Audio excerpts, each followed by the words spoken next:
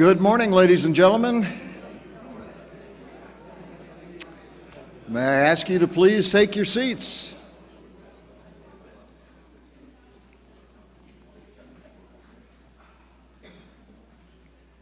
Good morning. Welcome back. Good to have you here on day two. I'd like to take this opportunity to thank General Thibault and the Inter-American Defense Board for a very, very delightful reception last night at the Casa del Soldado. Please join me in thanking the General and the Board.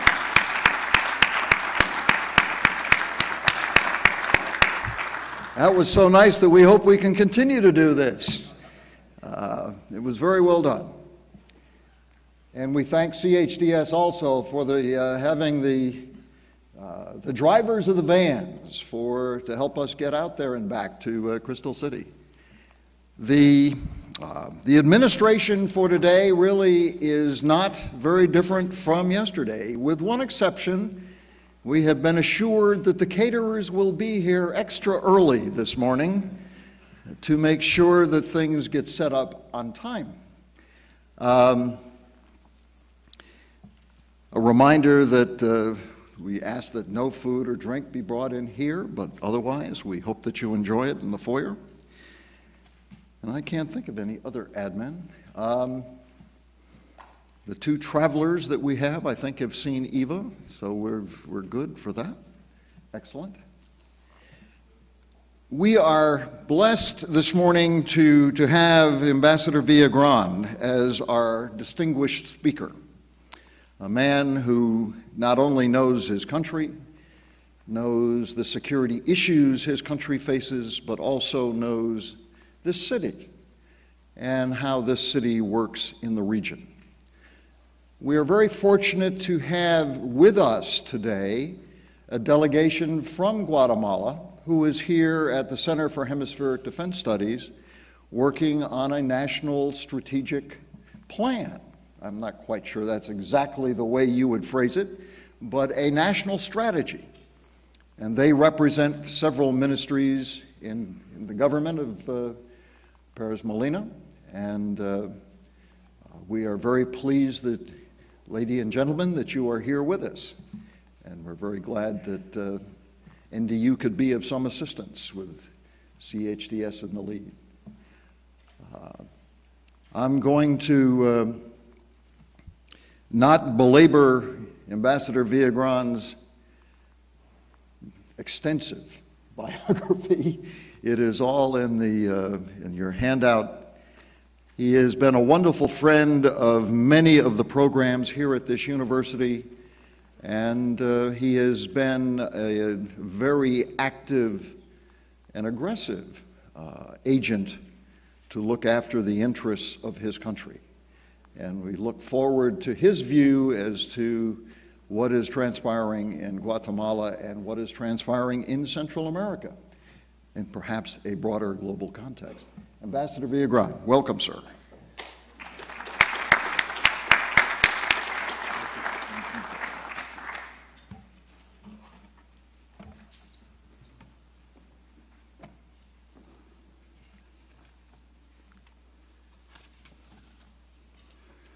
Good morning, ladies and gentlemen. It is a pleasure to be here today with so many distinguished friends and colleagues, and I thank the Institute for National Strategic Studies of the National Defense University and the other co-sponsors for organizing this colloquium and for including me to participate again this year. I think it is extremely valuable to have the opportunity to discuss new developments in hemispheric security, especially with so many dedicated scholars and policymakers. I truly welcome what I perceive to be a willingness to entertain new ideas and new proposals in this area, And I have to tell you that it is exciting for me personally to represent a country that is responding proactively to its security problems and is proposing bold new solutions that we hope will provoke broad-reaching discussions at the hemispheric, sub-regional, and bilateral levels. This colloquium is exactly the kind of dialogue we want to take part in. So again, thank you for inviting me to be here today. I want to start by giving you a brief update on what Guatemala and its neighbors in Central America have been doing to fight drug trafficking and other forms of organized crime. These efforts have been going on for several years now under the coordination of the Central American Integration System, SICA.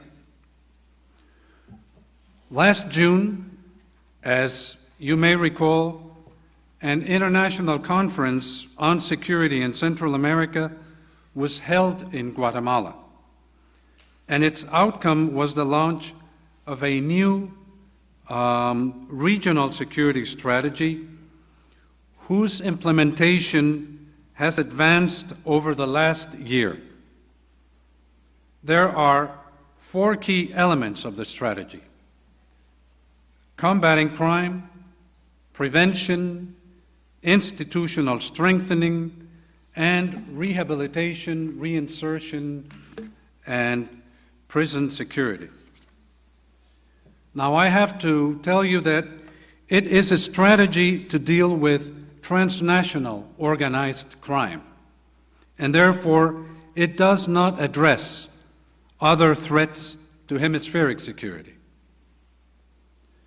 Within this strategy, a number of programs are ongoing or have started in the past year with support from the United States, as well as Colombia, Chile, Mexico, Spain, Germany, and Canada, among others.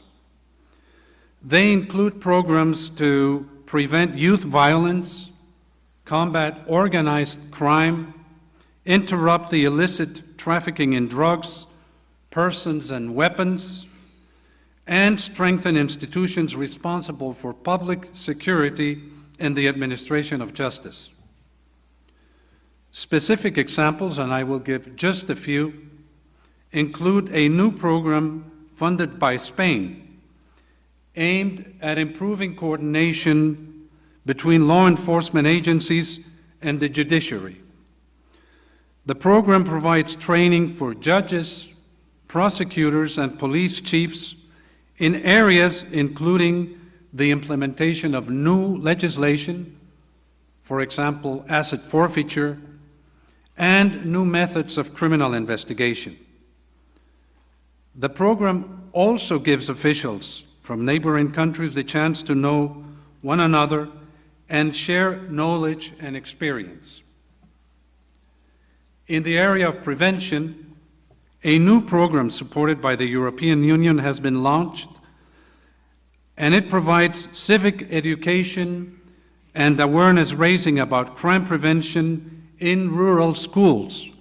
It has started in Guatemala and Honduras, and it's moving to other countries.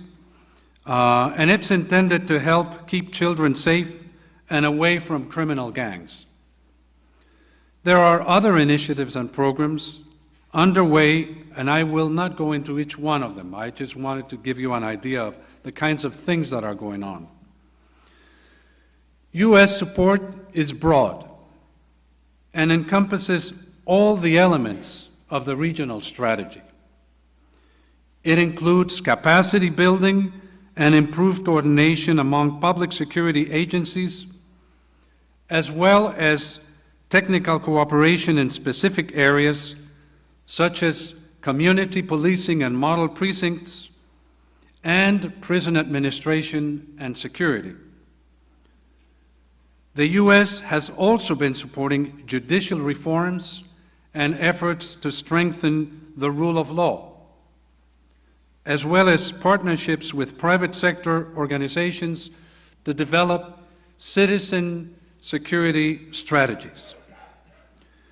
There is also a wide array of prevention programs that the U.S. is supporting, including vocational training programs and other efforts to support at-risk youths. SICA continues to play a pivotal role and provides a regional platform that facilitates coordination of different agencies in all the Central American countries. SICA, however, does not encompass all the efforts underway. Public security institutions coordinate among themselves with support from the United States. Colombia, I should say, is also playing a valuable role in supporting these institutions. The OAS is supporting SICA, as well as all the countries in Central America, in the areas of prevention and rehabilitation through CICAD, as well as institutional strengthening through evaluations and advice on best practices for government agencies in the area of public security. In Honduras, the OAS is supporting the National Commission on Reform of the Security Sector. And you all remember that Ambassador Adam Blackwell spoke yesterday about other areas of OAS support in Central America. On the ground, there have been clear successes resulting from better coordination among security agencies, particularly in Guatemala, Honduras, and El Salvador. This is where U.S. support has been most critical. For example, Guatemalan helicopters donated by the U.S. and flown by Guatemalan pilots have been working with Honduran law enforcement agents to intercept and seize drug shipments and capture drug traffickers. In Guatemala and Honduras, drug seizures are up significantly, and the number of key drug lords have been detained and have been deported, extradited, or are in the process of being extradited to the U.S. So it is clear from what I have mentioned that Central American countries have the political will to fight organized crime, and with support and better coordination are improving their capacity to respond to these challenges. It is also true that there are still weaknesses in our country's judicial and law enforcement institutions. But despite those weaknesses, the United States and other partners are working effectively with Central American institutions while helping to develop and strengthen them. By the way, I should mention that the U.S. joined SICA as an observer just last Friday, an important step that has been welcomed by all the Central American countries. So it is important that those who are outside the government in the United States, for example, in think tanks, academia, the media, and NGOs, understand the value of these partnerships and recognize the important progress that is being made instead of focusing only on the shortcomings. I should say that in order to assess and appreciate the situation in Central America, it is important to look at recent developments from a more general perspective.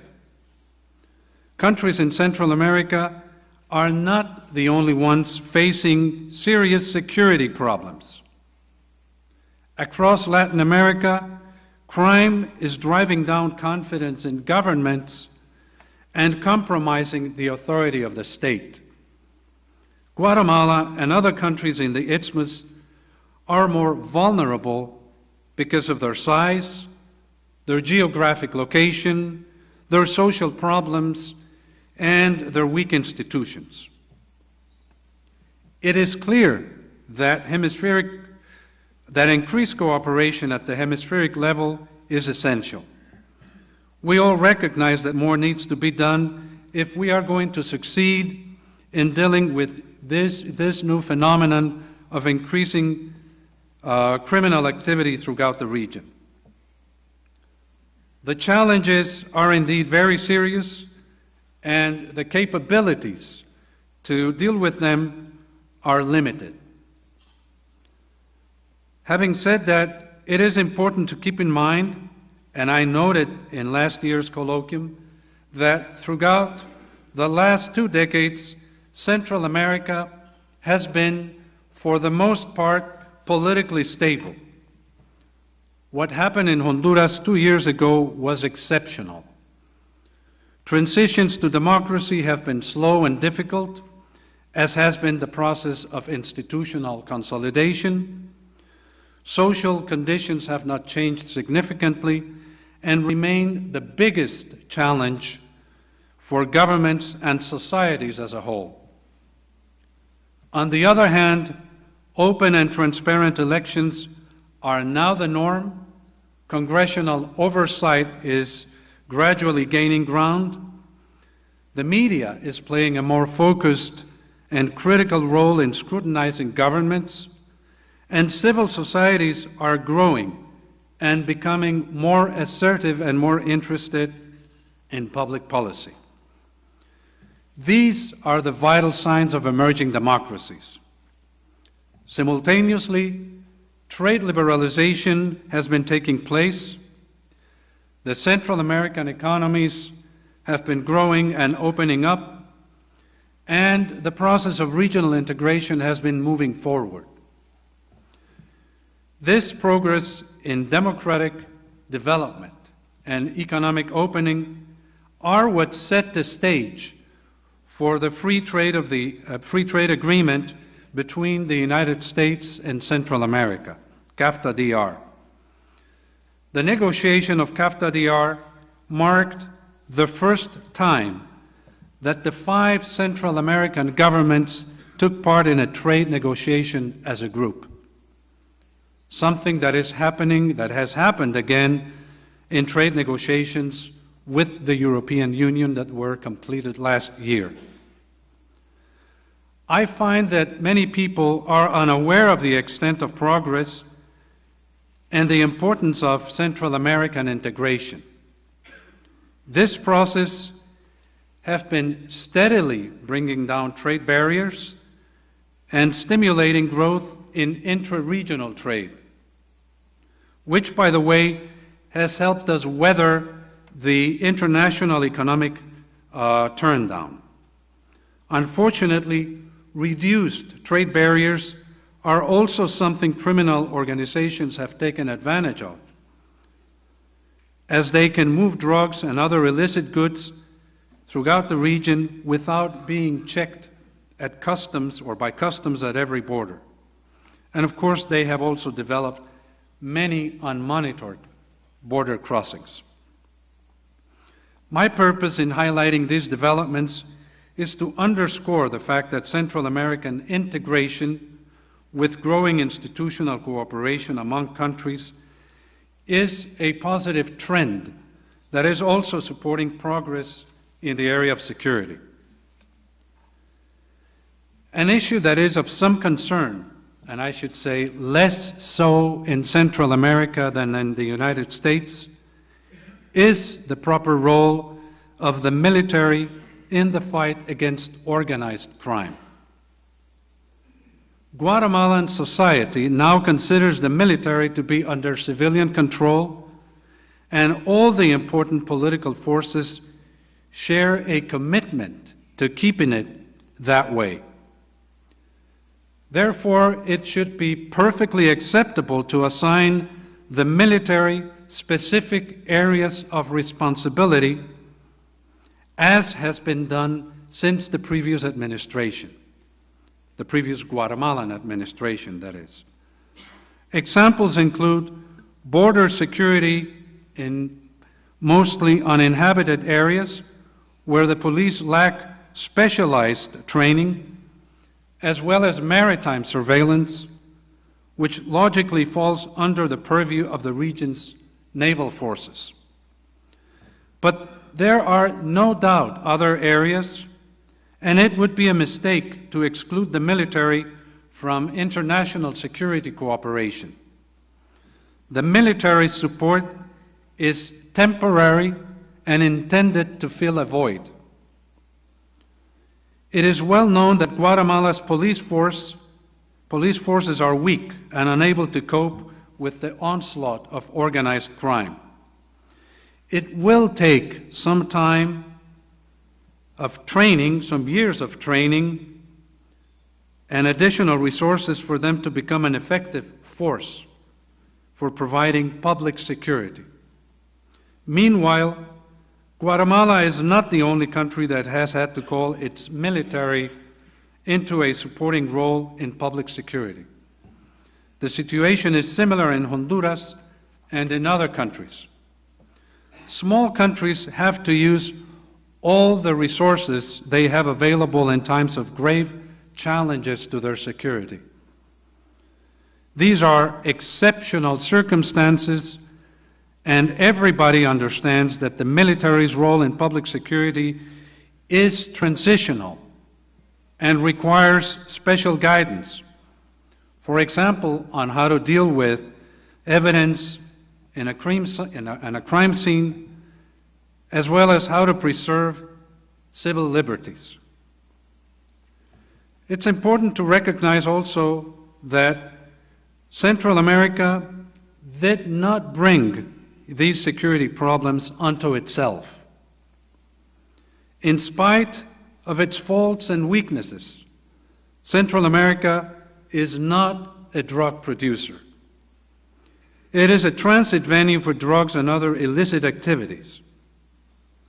As The Economist reported a year ago, nearly all the world's cocaine is produced in Colombia, Peru, and Bolivia, and the biggest consumer of cocaine is the United States. The original shipping routes from Colombia across the Caribbean to Florida was shut down by the U.S. Coast Guard in the early 1990s, at which point drug shipments detoured to Mexico's Pacific coast. Now that Mexico has cracked down on trafficking, nearly the entire supply of cocaine destined for the U.S. passes through Guatemala. To establish these new routes, Mexican narco-traffickers have created a new cadre of local Guatemalan drug lords who did not exist 10 years ago. So we're dealing with a new phenomenon. So again, Central America would not be in this conundrum if there were not such a huge market for illicit drugs in the U.S. This is where the issue of co-responsibility comes in. Central America, to be sure, is vulnerable and has weak states. But organized crime and drug trafficking are problems for both the region and the United States. They will only go away when drug consumption here in the U.S. is addressed as an integral part of the solution. Central America is doing its part. It should do more and is already trying to do a better job. It is important to note here that the judicial sector in Central America has already improved significantly since the end of the armed conflicts in the 1980s. But the countries need more support, as well as more intelligence sharing with the U.S., Mexico, and Colombia. We need, of course, better judges, prosecutors, and, in general, more effective institutions in the judicial and public security realms. We also need to devote more attention and resources to prevention and rehabilitation, and we're fully aware of that. Guatemala's new president, Otto Pérez Molina, is committed to the regional security strategy and is committed to combating organized crime. But he also believes that we must make a serious assessment of what has worked and what has not in the fight against drugs. That is why he has proposed a dialogue about other alternatives for confronting organized crime and drug trafficking. For example, exploring modalities to decriminalize some drugs.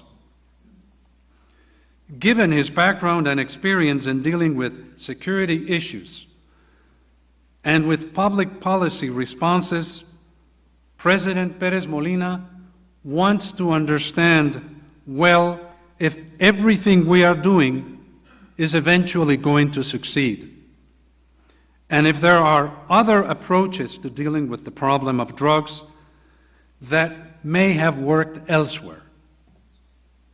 That is why he raised the subject at the Summit of the Americans in Cartagena last month. It should be noted that President Pérez Molina did not ask for the issue of drugs to be included in the formal summit agenda, nor did he suggest that it be mentioned in the final declaration. He understood well that the Summit of the Americas was going to focus on something else. He wanted to raise the subject of drugs in private and informal settings. And it was only following consultations between President Santos of Colombia, President Obama, President Pérez Molina, and other heads of state that they agreed to discuss the issue in the private dialogue held the last day of the summit. What the heads of state and government decided was to ask the Secretary General of the Organization of American States to set up a working group to analyze the issue, to review the available scientific data, and to study alternative approaches. These could range from looking at various experiences with regulating the production and consumption of some drugs in other parts of the world, to public health and prevention approaches, as well as judicial responses. Guatemala has made at least one specific proposal, which is the establishment of a regional court to deal with the most serious crimes committed by drug traffickers. The study that comes out of the OAS working group should be presented to the OAS General Assembly in 2013, next year, which will be held in Guatemala. I am not talking about the next General Assembly that will be held in Bolivia next month. We're talking about the OAS General Assembly to be held next year. Central America has been able to move forward in promoting regional integration, consolidating institutions, expanding trade, and developing a security agenda. In spite of security problems and in spite of having governments with different political orientations. The challenges facing the region in the area of security are indeed great. Yet I do believe that the countries can pursue a unified approach to their shared security concerns. I also believe that this cooperation will have important benefits in other key areas, including strengthening institutions, promoting the rule of law, and improving other critical conditions for democratic governance. Democratic governments and stronger civil societies are now the norm through Central America. As former CICIG head Carlos Castresana of Spain put it, the paradigm has changed. Non-state actors, drug traffickers and gangs are the perpetrators of violence, not the state. Strengthening the state and effectively employing all the resources it has must be the ultimate objective of security assistance for Central America, not just to reduce violence and crime, but to ensure the survival of democratic governance itself. I thank you very much.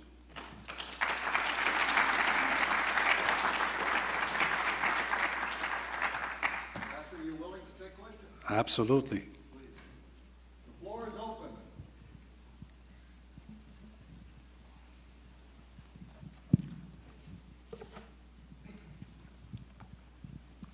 Good morning, Mr. Ambassador. My name is Bob Pellegrin. I'm with U.S. Army South. So I have a question. You mentioned a unified approach in Central America. The role of the CIFAC, Conferencia de Fuerzas Armadas Centroamericanas, is their role going to change? Do you see a role in this fight against narco-trafficking? And you mentioned that the military is going to be in the support role. Which agency is going to be the lead in this effort? Thank you.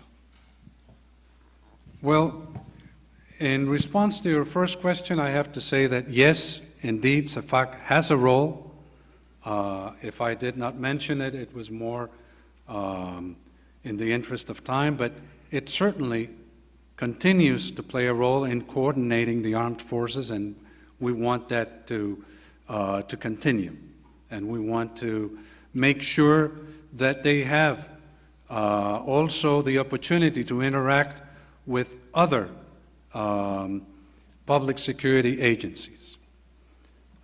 In terms of who is leading this regional security strategy, I mentioned on the one hand SICA, the Central American System for integration, for Central American integration.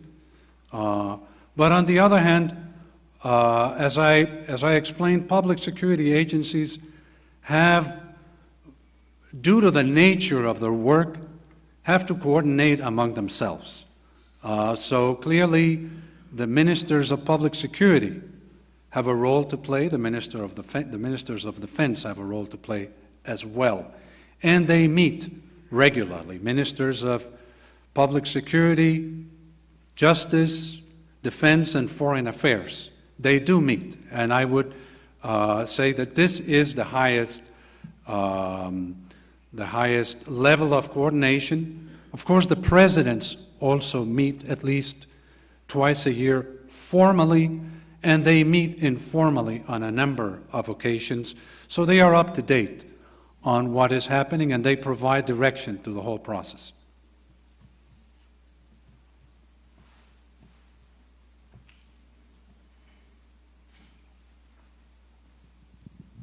Good morning, Ambassador. I'm Julie Blaze from Principia College. Could you say a little bit more about President Perez Molina's suggestion that decriminalization be considered? What's the usage level, the consumption level within Guatemala itself? Would decriminalization really make that much of a difference?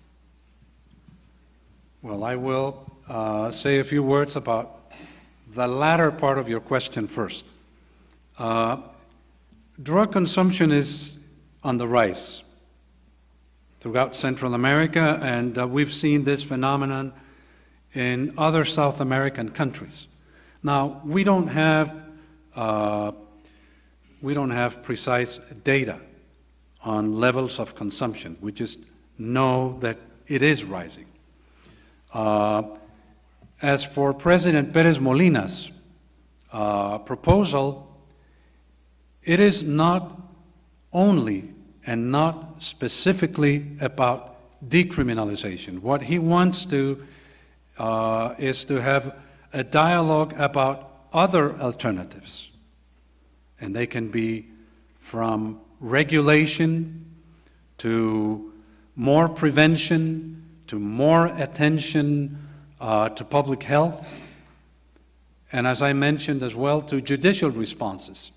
So it is not a one issue or a one idea proposal. The media paid a lot of attention. Of course, it sounded novel and very, very attractive, very interesting. The media paid a lot of attention to the notion of decriminalization. But there are others. And Guatemala is not wedded to the idea of moving forward with a proposal to decriminalize. What Guatemala wants is to take a hard look at what is being done in other parts of the world, in Europe, in Africa, for instance, where there have been experiments with regulation that we need to understand better. Maybe at the end of this whole discussion, we will come to the conclusion that we need to keep the focus on what we're doing, and we need to do more in the area of prevention and public health. We would hope that there are also possibilities of setting up a new regional criminal court. Our judicial systems are overwhelmed, and we need to figure out what can we do with serious offenses. What can we do with serious offenders? We, of course, fill our jails with the regular consumers, people who may abuse some substances, and we have to think whether they need treatment and rehabilitation instead of jail time. But those are the people we managed to take to prison.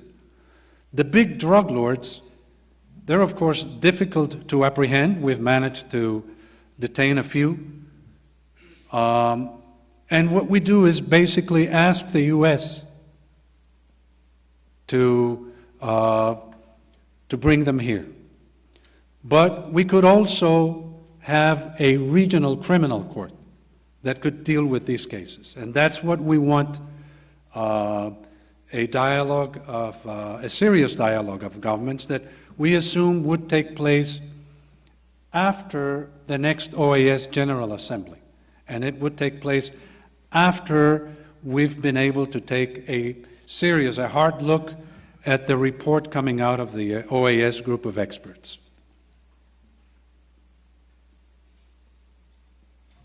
Margaret?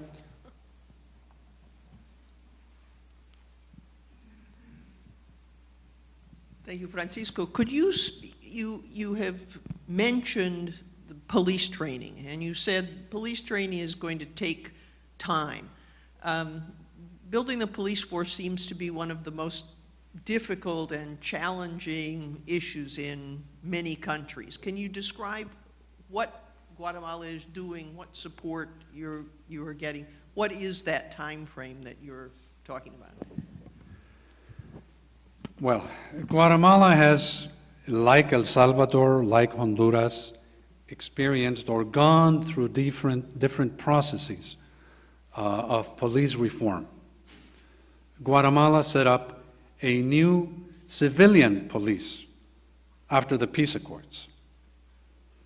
But in a short period of time, it was compromised, and it proved to be ineffective in dealing with the serious challenges of organized crime and drug trafficking. So Guatemala is taking another look, and the administration of President Pérez Molina has proposed a new pact for justice, security, which was signed just a couple of days ago. And it does include a component on police reform. There is a presidential commissioner for police reform. And we're looking at the experiences of Colombia and Chile, but Colombia mostly is providing advice in Guatemala, in Honduras. As for the time frame, well, we would hope that it's a matter of a few years. We would hope that we do manage to get a more effective police force in the short term. In the short term, I'm envisaging 2 to 4 years.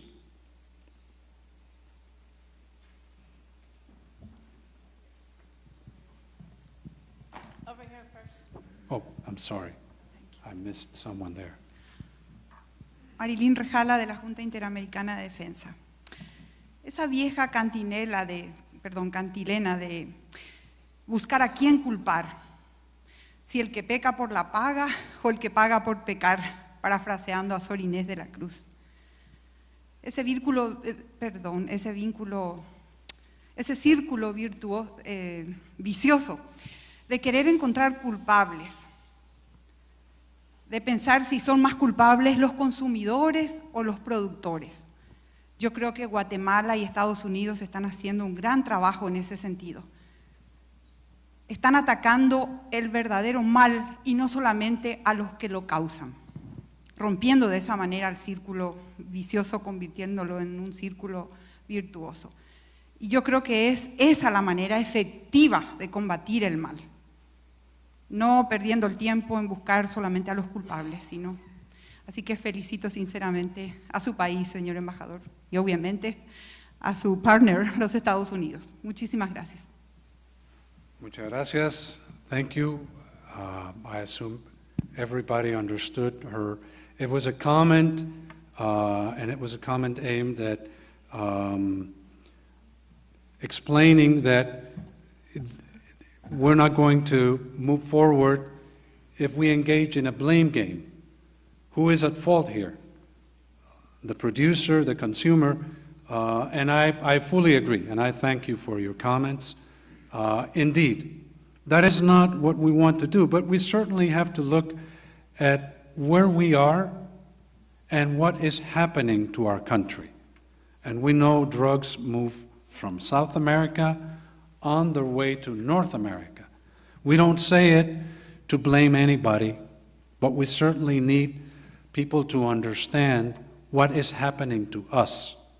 And we are prepared, indeed, to partner with the U.S. and with other countries in confronting this problem. And that is the purpose of the regional security strategy, and that is clearly the commitment of the governments throughout the region. So I thank you for your comments. I want to ask you to give us an update on something that you have not addressed, but which I know must be of interest not just to Central America, but I know it's of interest to the broader hemisphere. And that is the Belize-Guatemala dispute.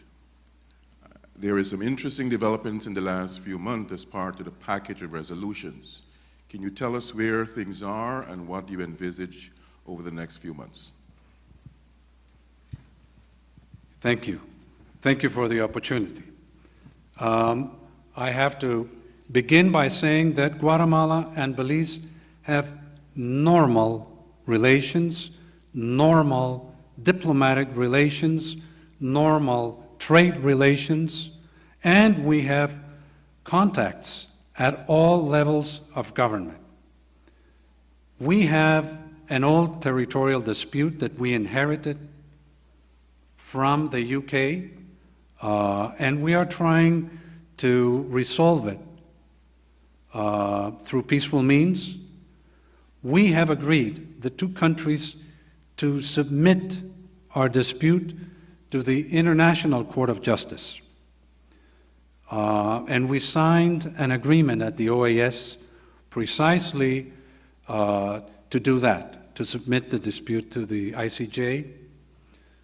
We signed an agreement after years of bilateral negotiations, after years of going to the OAS and trying to find some common ground there, after years of OAS conciliation. So after a long period of looking for an agreement, a bilateral agreement facilitated by various international fora, we came to the realization that the only and the best way to put an end to this dispute once and for all was to ask the International Court of Justice to look at Guatemala's claim and to come up with a ruling that would, of course, will be definitive. There is no appeal. There is no point of return after we have asked and we have received a ruling from the International Court of Justice. I have to tell you that we are moving forward in the process of taking this dispute to the ICJ. Both countries have agreed to hold a referendum on the submission to the ICJ next October. I think it's October 6th, if I'm not mistaken, October 6th of 2013. And we have to do that to make sure that public opinion in both countries agrees and understand the importance of the step we are taking. In the case of Guatemala, our Constitution requires us to submit to a popular consultation any resolution of this dispute. So Guatemala, its government, it's bound by this constitutional provision that mandates a popular consultation, be a referendum of the terms of the final agreement. Of course, we could not submit the ruling of the ICJ to a referendum. That wouldn't work. That is why we have to do it before we submit the case. But we certainly expect this to be resolved. We know that we have common challenges. We know that we have, of course, common opportunities as well. And we want to build on those relations with all of our neighbors.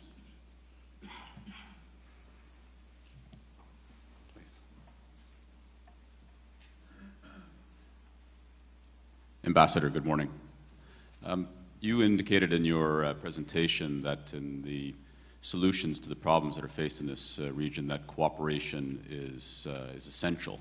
I just want to take us back to the discussion we had yesterday about this collaboration imperative and whether or not we have an urgent requirement to actually cooperate. And as we look to this as being either a sub-regional problem in Central America or being really truly a hemispheric problem that needs the involvement of all parts of this hemisphere, I'd like to ask you whether or not you see this as being effectively an imperative for cooperation in the hemisphere to address these challenges, and if so, how do you see really making the case to all of the countries in the hemisphere to cooperate in all of our sectors to the problems that we face in Central America? Thank you. Thank you for your question. I would start by saying that we appreciate the level of support we are getting from the United States, from Canada, from Colombia, from Mexico, from Chile. And we feel that we are getting the support, the attention, and the cooperation that we need. But as I mentioned during my presentation, the challenges posed by rising violence are not unique to Central America. And we would welcome a better understanding from our South American partners, from our South American neighbors, of the dilemmas we are facing. We're not necessarily asking for specific cooperation from other countries in South America. They are prepared to assist us through the Inter-American Development Bank, through the World Bank, through the Organization of American States and other international fora.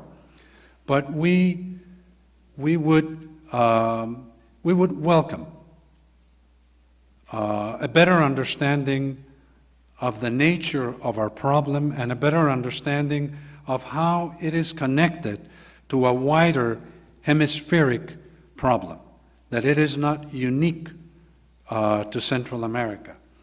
That just as drugs move north, they also move south. There is probably less attention to that fact here in the United States, but it is a fact. So, yes, we would welcome a recognition and an appreciation of this fact. And yes, we would also welcome higher levels of cooperation at the hemispheric level. Thank you. Ambassador Villagran, thank you very much, sir. Would you please join me in thanking Ambassador Villagran? Very nice job. Thank you very much. Would you please take about a 20-minute break? Listen for the cowbell.